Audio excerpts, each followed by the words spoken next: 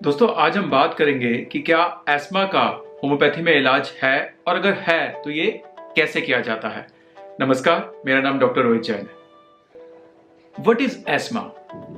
ESMA एक Greek word है जिसका अर्थ है हर सांस के लिए लड़ना। हमारे लंग्स में जो हवा आती जाती है वो ब्रोंकियल ट्यूब्स के थ्रू आती जाती है, जिनको हम एयरवेज भी बोलते हैं। एस्मा में ये एयरवेज सिकुड़ जाती हैं, कंस्ट्रक्ट हो जाती हैं, जिसके कारण हवा के आने जाने में रुकावट होती है।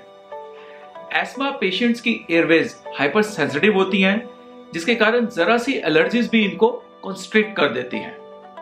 मैंने अपनी क्लिनिकल प्रैक्टिस में देखा है, जो मैं 1997 से कर रहा हूं, कि आजकल एस्मा के पेशेंट बहुत तेजी से बढ़ रहे हैं और इसका मेजर कॉज है increased air pollution.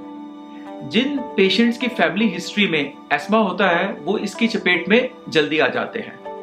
Air pollution के अलावा और चीजें जो एस्मा का अटैक ट्रिगर करती हैं वो इस प्रकार हैं: dust, pollens, pets, paint, perfume, sea food, common cold cough, sinusitis, bronchitis, tobacco, cigarette, vaping, हुक्का, exercise, emotional stress, menses before. कई बार एस्मा स्किन डिजीजेस के साथ ऑल्टरनेट करता है, जैसे dermatitis, eczema, urticaria. Symptoms of ESMA: wheezing, coughing, pain in chest, breathlessness, anxiety. जब एक एस्मा का पेशेंट एक एलोपैथिक डॉक्टर के पास जाता है तो वो उसे कॉर्टिकोस्टेरॉइड्स देता है इनहेलर की फॉर्म में और खाने के लिए टैबलेट की फॉर्म में।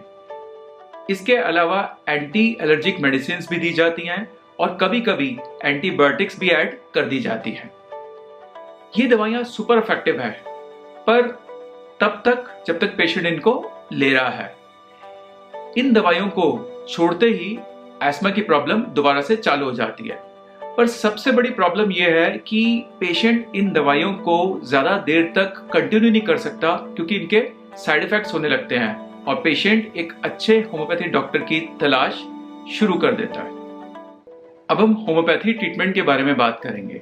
मैंने अपनी प्रैक्टिस में देखा है कि एस्मा के केसेस में क्लासिकल कॉन्स्टिट्यूशनल होम्योपैथी ट्रीटमेंट ही काम करता है। इसका कारण यह है कि कोई भी दो एस्मा के केसेस सेम नहीं होते हैं। एस्मा होने के कारण अलग होते हैं, जिन चीजों से अस्थमा का अटैक ट्रिगर होता है वो अलग होती है। अस्थमा में over the counter homeopathic medicine नहीं लेनी चाहिए, क्योंकि ये फायदा कम करती हैं और नुकसान ज्यादा करती हैं। होम्योपैथी से अस्थमा के सिम्टम्स को सप्रेस नहीं किया जाता है, बल्कि इसको रूट से ठीक किया जाता है। होम्योपैथी चालू करने के बाद धीरे धीरे अस्थमा के सिम्टम्स जैसे वीजिंग, ब्रेथलेसनेस, कफिंग कम होने लगती हैं और पेशेंट की एलोपैथिक दवाइयां छूटने लगती हैं और फाइनली बंद हो जाती हैं। मैंने अपनी प्रैक्टिस में देखा है कि हम अस्थमा के केस को करीब 1.5 से 2 साल में पूरी तरह ठीक कर देते हैं, पर जब से एयर पोल्यूशन इंक्रीज हुआ है तब से ये समय थोड़ा बढ़ गया है।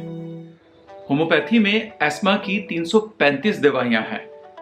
अब इन 335 दवाइयों में से कौन सी दवाइयां देनी है, कितनी पोटेंसी में देनी है, दिन में कितनी बार देनी है, ये एक कॉम्प्लिकेटेड प्रोसेस है जो कि highly qualified and experienced doctor ही ढंग से कर सकता है।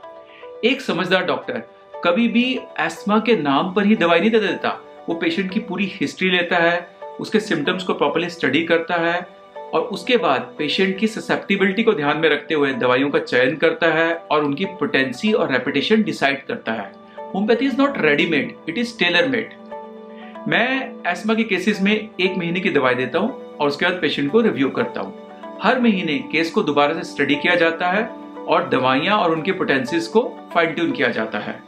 आपको एस्मा में कितना आराम मिलता है ये डिपेंड करता है कि आपने कौन सा डॉक्टर चूज किया है। जिस तरह बैंक्स में KYC होता है, उसी तरह पेशेंट को भी KYD करना चाहिए, नो योर डॉक्टर।